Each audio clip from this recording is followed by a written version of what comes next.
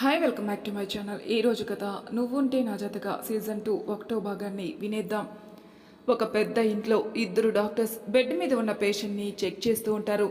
అందులో ఒక డాక్టర్ తన నుదుటికి పట్టిన చెమటని తుడుచుకుంటూ ఎదురుగా ఉన్న డాక్టర్ని చూసి, ఏంటి శేఖర్ ఇది, మనం పేరుకి పెద్ద డాక్టర్సే కానీ ఇక్కడ మాత్రం బానిసల్లా మనం పనిచేస్తున్నాం. అసలు మనకి ఈ పరిస్థితి ఏంటి శేఖర్ అన్నాడు ఒక డాక్టర్. శేఖర్ అసహనంగా, మనకి తప్పదు కిషోర్, ఏ ముహూర్తంలో ఇండియా వదిలి ఇక్కడికి వచ్చామో గాని అప్పటి నుంచి మన గతి ఘోరమైపోయింది అన్నాడు. ఇంకా ఎంతకాలం శేఖర్ మనకి తిప్పలు అని అడిగాడు కిషోర్. శేఖర్ నిట్టూరుస్తూ బెడ్ మీద ఉన్న పేషెంట్ని చూస్తూ, ఈయన కోలుకునే వరకు మనకి ఈ తిప్పలు తప్పవు కిషోర్ అన్నాడు. ఆ పేషెంట్ని చూస్తూ కిషోర్, ఈయన కోమాలోకి వెళ్ళి 26 సంవత్సరాలు అవుతుంది. మనం 5 సంవత్సరాలుగా ఈయనకి ట్రీట్మెంట్ చేస్తూనే ఉన్నాం. ముందున్న డాక్టర్స్ ఈయన్ని కోలుకునేలా చేయలేదని ఈయన భార్య వాళ్ళందరినీ యమలోకానికి పంపించింది. ఇప్పుడు అదే పరిస్థితి మనకు కూడా వస్తుందేమో అని భయంగా ఉంది శేఖర్ అన్నాడు కిషోర్. అవును కిషోర్, ఆవిడ మనకిచ్చిన టైం అయిపోవచ్చింది.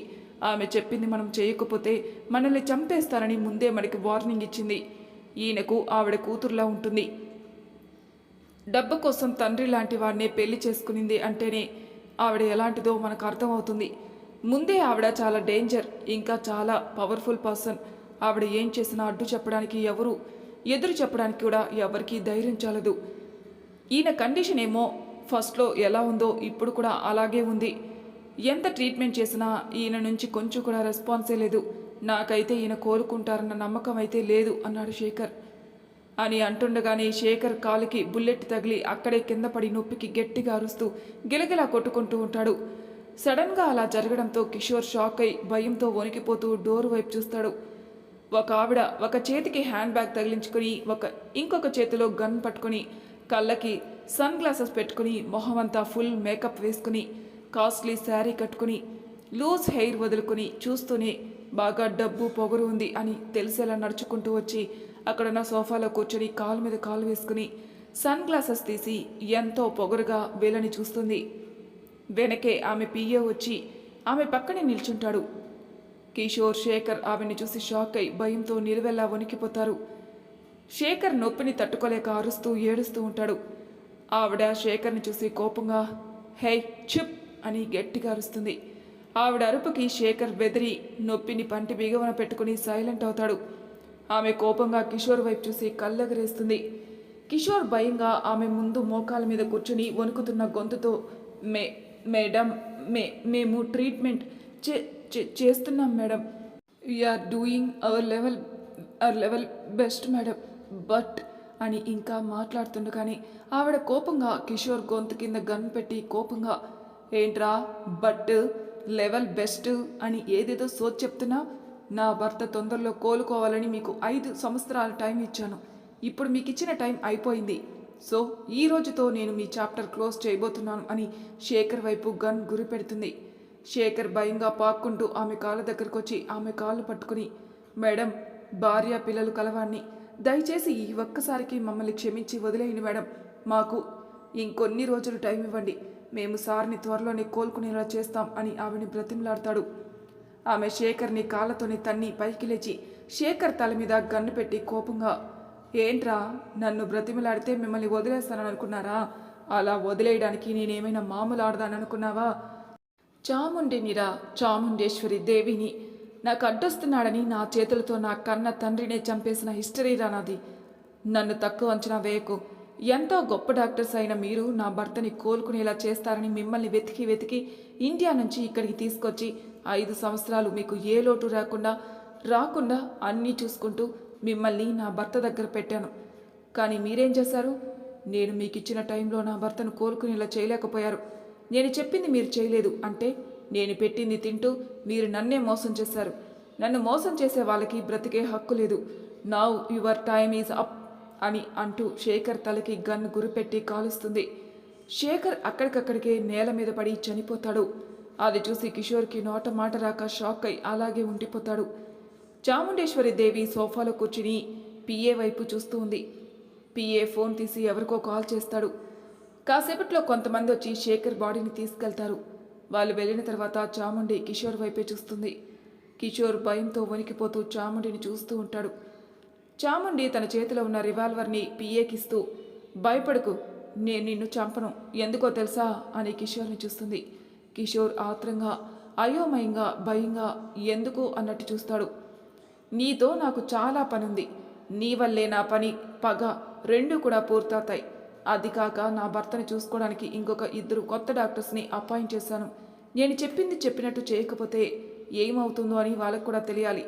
అది వాళ్ళకి అర్థమయ్యేలాగా నువ్వే చెప్పాలి. అందుకే నీకు భయం పెట్టి నిన్ను ప్రాణాలతో వదిలేస్తున్నాను.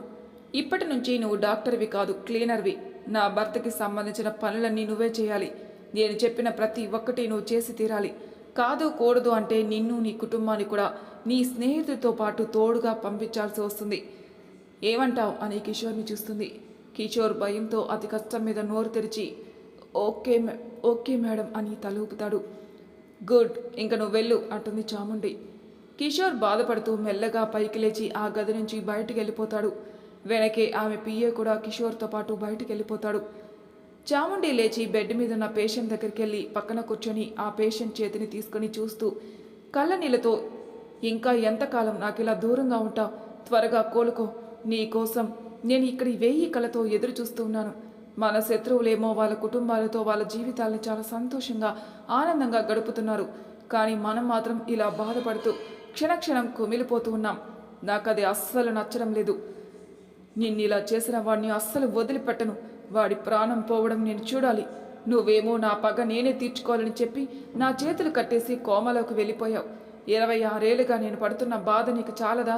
ఈ రోజుతో నాకున్న ఒక్క ఆశ కూడా నిరాశ అయిపోయింది. ఇంకా ఎన్నాళ్ళు నేను ఇలా నీ చేతులు కట్టుకొని కూర్చోవాలి? ఇంకా నా వల్ల కాదు. వాళ్ళని ఏదో ఒకటి చెయ్యిందే నా పగ చల్లారదు. నీకిచ్చిన మాట ప్రకారం ఇన్నేళ్ళు మౌనంగా ఉన్నాను. కానీ ఇక మీదట ఇలా ఉండలేను. వాడి కుటుంబాన్ని కాటికి పంపందే నాకు మనశ్శాంతి ఉండదు. వాడి కుటుంబంలోని ప్రతి ఒక్కరిని ఒక్కొక్కరిగా వాడికి దూరం చేసి అందరి ప్రాణాలను తీస్తూ ఆఖరికి వాడి ప్రాణం తీస్తాను. వాడి చావు చూసి అందరూ భయపడాలి. అలా చెయ్యనిదే నేను చావను. నన్ను ఆపాలంటే నువ్వు కోమా నుంచి బయటికి రావాలి. అంతవరకు నేను ఆగను అని తన బాధ అంతా చెప్తూ వెంటనే ఫోన్ తీసి ఎవరికో కాల్ చేస్తుంది. అవతల వ్యక్తి ఫోన్ ఎత్తగానే చాముండి కోపంగా ఎక్కడా అంటుంది. అతను భయంగా ఢిల్లీలో మేడం, ఈరోజు రాత్రికే వాడు కొడుకు చావాలి అంటుంది చాముండి. పనయ్యాక మీకు కాల్ చేస్తాను మేడం అంటాడు అతను. గుడ్ అని చెప్పి ఫోన్ కట్ చేసి ఆ పేషెంట్ని చూసి, ఈ రోజు నుంచి నా పగ తీర్చుకునే పనిలో ఉంటాను. వాడిని అణిచే అస్త్రం నాకు దొరికింది. ఇంకా నన్ను ఎవ్వరూ ఆపలేరు. వాడి కుటుంబాన్ని నా నుంచి ఎవ్వరూ కాపాడలేరు అని క్రూరంగా నవ్వుతుంది చాముండి. ప్లేస్ ఢిల్లీ. అర్ధరాత్రి.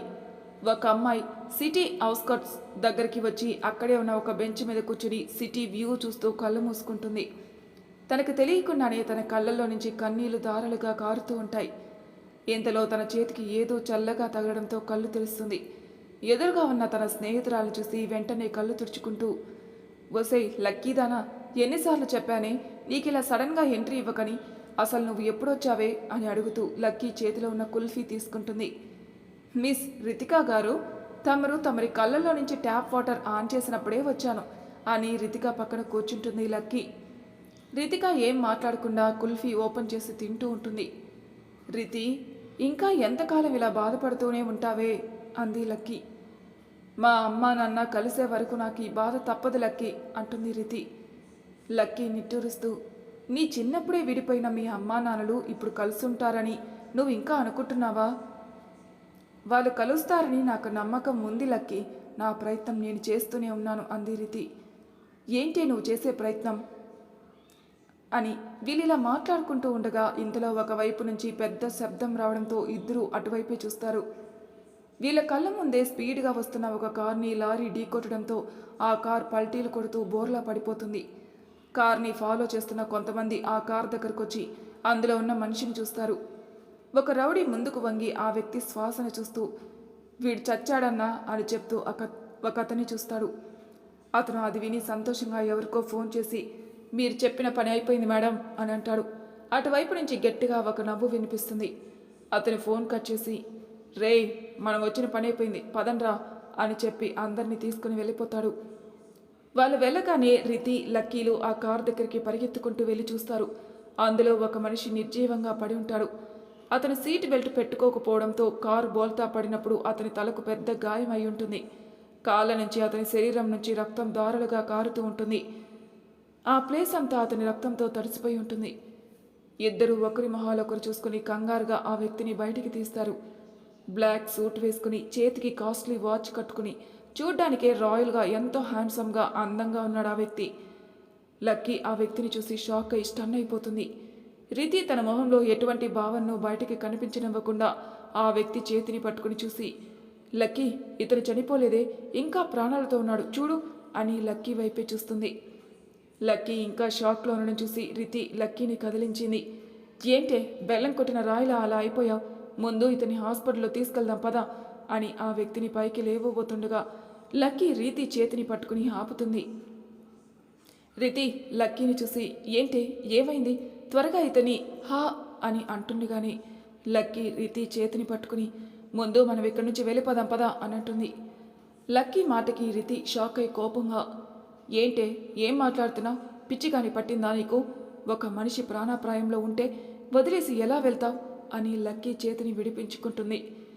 లక్కీ రితి చేతిని వదలకుండా, రితి నేను ఎందుకు చెప్తున్నానో అర్థం చేసుకోవే, నీకితను ఎవరో తెలుసా అని అడుగుతుంది.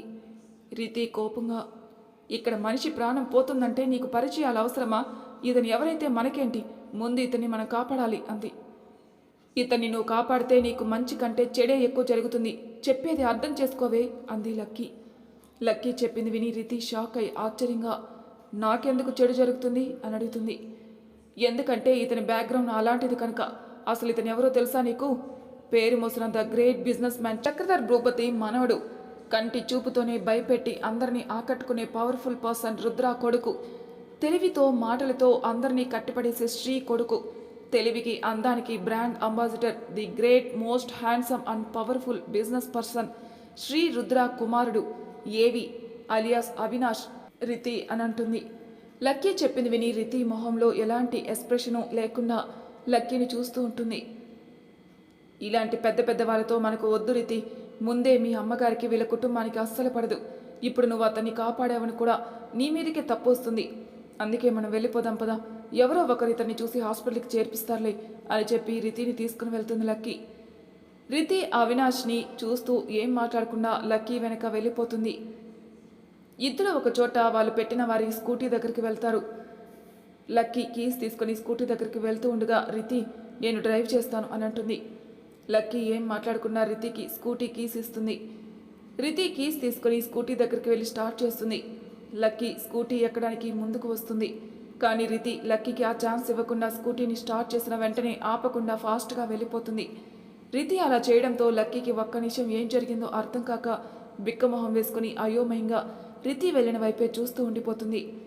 రితి సరాసరి అవినాష్ దగ్గరికి వెళ్ళి స్కూటీని ఆపి అతి కష్టం మీద అవినాష్ని పైకి లేపి జాగ్రత్తగా స్కూటీ మీద కూర్చోబెడుతుంది. తర్వాత తన చున్నీ తీసి కొంచెం చింపి రక్తం పోకుండా అవినాష్ తలకి కట్టుకట్టి తను కూడా కూర్చుని అవినాష్ తలని తన భుజం మీద పెట్టుకుని అవినాష్ కిందకు పడిపోకుండా తన చున్నీతో గట్టిగా తనకు కట్టుకుని ఫాస్ట్గా హాస్పిటల్కి తీసుకుని వెళ్తుంది. అవినాష్ని జాగ్రత్తగా స్ట్రెచ్చర్ మీద పడుకోబెట్టి గట్టిగా డాక్టర్ అని అరుస్తూ కంగారుగా లోపలికి తీసుకుని వెళ్తుంది. డాక్టర్ వచ్చి అవినాష్ని చూస్తారు. ఇది యాక్సిడెంట్ కేసు అండి, ముందు పోలీసులు పర్మిషన్ ఇస్తేనే మేము ట్రీట్మెంట్ ఇవ్వడానికి కుదురుతుంది, కాబట్టి మీరు పోలీస్ స్టేషన్కి వెళ్ళి వాళ్ళ పర్మిషన్ లెటర్ తీసుకుని వస్తేనే అప్పుడే మేము ట్రీట్మెంట్ చేస్తాం అంటాడు డాక్టర్. రితి బాధగా, సార్ ప్లీజ్ అలా అనకండి సార్, ఇతను చాలా గాయపడ్డాడు, ఆ ఫార్మాలిటీస్ అన్నీ నేను మళ్ళీ చేస్తాను సార్, ముందు ఇతని బ్రతికించండి అంది. సారీ అండి, మా రూల్స్ ఒప్పుకో, మేము ఇలా చేస్తే మాకు చాలా రిస్క్ అవుతుంది అన్నాడు డాక్టర్. రితి కోపంగా, ఇక్కడ మనిషి ప్రాణం పోతుందంటే మీకు రూల్స్ ముఖ్యమైపోయాయా, ఇతని తలకి గాయమైంది, ఇప్పుడు ఇంటర్నల్ బ్లీడ్ కూడా అవుతుంది, ఇంకా ఆలస్యం చేస్తే ఇతని ప్రాణానికే ప్రమాదం, ప్రాణాపాయ స్థితిలో ట్రీట్మెంట్ ఇచ్చామంటే మీకు ఎలాంటి రిస్క్ ఉండదు, ముందు ఇతనికి ఆపరేషన్ చేయండి అంది. ఏంటండి మీరు కోపంగా చెప్తే మేము చేయాలా, అయినా అన్నీ తెలిసినట్టు మాట్లాడుతున్నారు, మీరేమైనా డాక్టరా, అసలు ఇతను మీకేమవుతాడు అని చెప్పండి, అది చెప్పండి ముందు అన్నాడు డాక్టర్. రితి అవినాష్ వైపు చూస్తుంది. చెప్పండి ఇతను మీకేమవుతాడు అన్నాడు డాక్టర్. రితి అవినాష్ని అలాగే చూస్తూ గట్టిగా ఊపిరి పీల్చుకుని, హీఈస్ మై ఫియాన్సీ, ఇతను నాకు కాబోయే భర్త అని అంటుంది. ఆ మాటకి డాక్టర్ సైలెంట్ అవుతాడు. రితి డాక్టర్ వైపు చూసి, నేను కూడా ఒక డాక్టర్ని సార్, ఇతని కండిషన్ చేజారిపోతుంది, వెంటనే ఆపరేషన్ చేయండి సార్ అంటుంది. మీరు ఎన్నైనా చెప్పండి, ఇతనికి ట్రీట్మెంట్ ఇస్తుండగా జరగరానిది ఏదైనా జరిగితే మా కెరీర్ చాలా డ్యామేజ్ అవుతుంది. అప్పుడు మేము ఏం సమాధానం చెప్పుకోవాలి? పోలీస్ పర్మిషన్ లేనిదే మేము ట్రీట్మెంట్ ఇవ్వలేం. వెళ్ళి పర్మిషన్ లెటర్ తీసుకురండి. అంతవరకు మేము ట్రీట్మెంట్ ఇవ్వం. మీరు కూడా డాక్టరేగా అర్థం చేసుకోండి అన్నాడు డాక్టర్. డాక్టర్ చెప్పింది విని రితి ఏం మాట్లాడకుండా అవినాష్ని చూస్తూ ఉంది. అవినాష్ తలకి చాలా బ్లడ్ పోతూ చలనం లేకుండా పడుకొని ఉంటాడు. రితి సైలెంట్గా అక్కడి నుంచి వెళ్ళిపోతుంది. అక్కడున్న వాళ్ళు రితి అలా అవినాష్ని వదిలి వెళ్ళడం చూసి షాక్ అవుతారు. ఇంతలో ఆయాసపడుతూ చెమటలు కక్కుతూ అక్కడికి లక్కీ వస్తుంది. స్ట్రెచ్చర్ మీద అవినాష్ ఒక్కడే ఉండడం చూసి దగ్గరికెళ్ళి రితి కోసం చుట్టూ చూస్తుంది. కానీ ఎక్కడా రితి కనిపించకపోయేసరికి అక్కడున్న వాళ్ళని అడుగుతూ ఉండగా రితి అక్కడికి వస్తుంది. రితి చేతిలో ఆపరేషన్కి కావలసిన వస్తువులన్నీ ఉండడం చూసి ఒక్కసారిగా లక్కీ షాక్ అవుతుంది. రితి అలా అన్నీ తీసుకుని వచ్చేసరికి అక్కడున్న డాక్టర్స్ అందరూ అర్థం కాక అయోమయంగా చూస్తూ ఉంటారు. రితి సరాసరి అవినాష్ దగ్గరికి వచ్చి స్ట్రెచ్చర్ని తోసుకుంటూ ఆపరేషన్ థియేటర్ లోపలికి వెళ్ళి డోర్ క్లోజ్ చేసేస్తుంది. రితి అలా వెళ్ళడంతో లక్కీతో సహా అక్కడున్న వాళ్ళు అందరూ విస్తుపోతారు. డాక్టర్ అంతా కోపంగా ఏంటిది అని రితి దగ్గరికి వెళ్తూ ఉండగా లక్కీ వచ్చి వాళ్ళందరినీ ఆపి నచ్చ చెబుతూ ఉంటుంది. అయినా వాళ్ళు వినకుండా వార్డ్ బాయ్స్తో డోర్ ఓపెన్ చేయడానికి చూస్తారు. కానీ లోపల నుంచి గడియ పెరగడంతో ఏమీ చేయలేక అందరూ బిక్కమొహాలు వేస్తారు. మరి తర్వాయి భాగంలో ఏం జరుగుతుందో నెక్స్ట్ ఎపిసోడ్లో తెలుసుకుందాం. అంతవరకు నా ఛానల్ సబ్స్క్రైబ్ చేయని వాళ్ళు ప్లీజ్ సబ్స్క్రైబ్ చేసుకోండి, లైక్ చేసి షేర్ చేయండి. మీ అభిప్రాయాలు నాకు కామెంట్ రూపంలో తెలియజేయండి. Thank you for listening.